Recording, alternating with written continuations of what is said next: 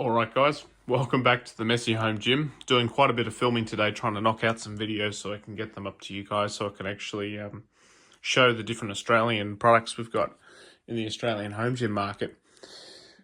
Speaking of saying it's not Australian, I'm considering getting a Rogue rack, but we'll see how that goes. Today we're talking about this safety squat bar. It is the cheapest safety squat bar that I can find in Australia anywhere, and it's by these guys. Never mind that Sharpie down there. VEVOR. If you notice there, it says tough tools, half price. VEVOR are like an industrial supply company. Sort of like, oh, maybe that's not the best way to describe them, but you log onto that website and you can buy like workbenches for your garage and like recovery kits for your car and stuff like that. Like, it's not really somewhere you think to buy gym equipment, but this came up in a targeted ad one day, and I was looking for a safety squat bar. So I bought this. It was listed for $147 shipped. The cheapest safety squat bar by a mile. Certainly if you're buying it brand new. And the cheapest safety squat bar with this style of pad. So you can get some pretty cheap SSBs in Australia, just like you can anywhere else. But typically they're the type that has 3 separate pads. And I didn't want that type. That type's a bit shit. I actually wanted to do SSB good mornings with these. That's actually the primary reason why I bought it. And I can tell you that that pad was certainly worth, something to look for. Certainly worth buying this particular bar for that pad. Now, it's hard to be displeased when I got it for so cheap. Other bars, other SSBs in Australia with this pad, I think the other one was like $500, and that was the cheapest, closest competitor, I guess, if you want to put it that way. So it's a really cheap bar, but does that mean it compromises on quality? Now, this is not a Rogue rec bar or a Iron Edge bar or a SMAI bar. As you can see, it's a little bit dinged up already from some relatively light use, but it's a bar. It does the job. The Olympic sleeves, they go really well. They fit plates on really well. If we just take a tenner here.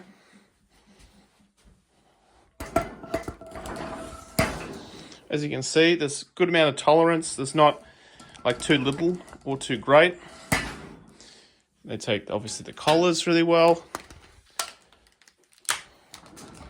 That's just me not putting it on tightly enough. But yeah, it's a good bar for the price. It's a fantastic bar. It came, I don't know, within a couple of weeks, and the shipping was free. So I don't know if the price is going to go up on these. I posted on my Instagram story and my Instagram page, and the price of some of the other safety squat bars went up. So they actually have the different types. They have the 3-pad type and this type up on VEVOR. And they also have some really cheap budget end squat racks, like a pair of squat stands and then one of those sort of real cheapo squat racks, which is, fine. And they also have a couple of straight bars. So getting into this bar specifically, I think we'll start at the pad because I've mentioned it a few times. It's nothing to really write home about. But as you can see, that's like almost 2 inches thick. And it's that sort of aggregate foam, I guess. Just bits of mashed up foam. So not a bad pad. It's not as high-tech as maybe a safety squat bar from Rep or something, but it's pretty good. The bar here is not knurled. Notice that some SSBs are knurled here. Maybe that's where you want to hold it. Or some people like to use these for JM press or skull crushers. I don't know why, but that's, each their own. Obviously, this bar's not knurled. It's not going to stop you from doing those things, but it is, going to make it a little bit harder to grip, particularly when you're sweating. Back onto the sleeves, sort of didn't finish it before. Yeah, like I'm pretty sure these are on bearings, and yeah, they spin really well and nice. So there's no complaints there. And the other thing is the handles. So didn't come with any options for handles. It was just these handles, and they screw in, which makes shipping easier. One of these plastic sleeves came off, like within a week of using it, but I was pulling on it a bit too hard probably during a set of squats, so it's probably my fault. I mean, a higher quality bar wouldn't do that, but you get what you pay for. I think the essence of this is, will it last a lifetime? Oh, well, like maybe, but probably not. It's not getting slammed like a regular straight bar does with deadlifts or something, so it will last a long time. It's got a comfortable pad. I'm not going to demonstrate it, but when you put it on, like put it on your back, it's well balanced, so you can walk out and not actually have your hands on those handles, and it'll sit on your shoulders really well. It's comfortable. It's very comfortable, and it's a really good deal for the price, I'd say, overall.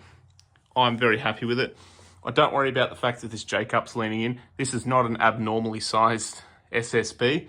It's about as long as any other SSB, just this squat rack. The Revolution Fitness R5 Smith machine is a Force USA G12 clone, as I covered in my review, and so they're a bit wide, abnormally wide.